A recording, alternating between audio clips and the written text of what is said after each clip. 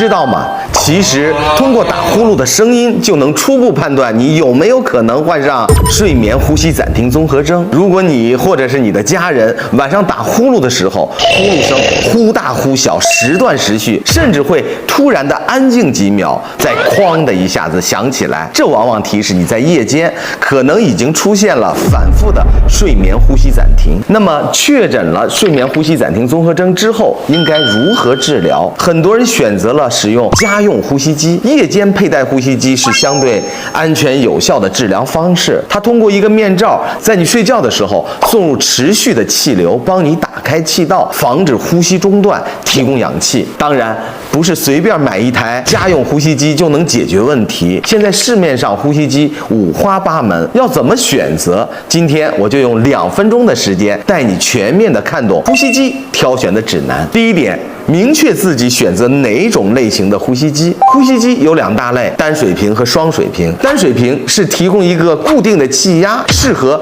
轻中度的大鼾患者，结构简单，价格相对便宜。双水平则是吸气压高，呼气压低，更贴合人自然的这种呼吸节律，适合中重度的睡眠呼吸暂停综合征和肺功能不好的患者。如果你是刚确诊，还在适应的阶段，医生会建议优先选择全自动双水平呼吸机，根据你呼吸动态自动的调节气压，体验感会更好。第二点，挑选呼吸机需要关注核心功能是否真的实用，像自动调压功能、湿化功能、静音效果都是你选择呼吸机需要了解的指标。第三点，除了性能，操作体验也需要考虑。呼吸机不能只看技术指标，还要注意使用体验上的关键点。面罩是不是佩戴舒适？会不会压脸变形？是否支持远程的管理、数据上传，方便医生追踪疗效？对于很多初次使用的患者，选一台真正的傻瓜式的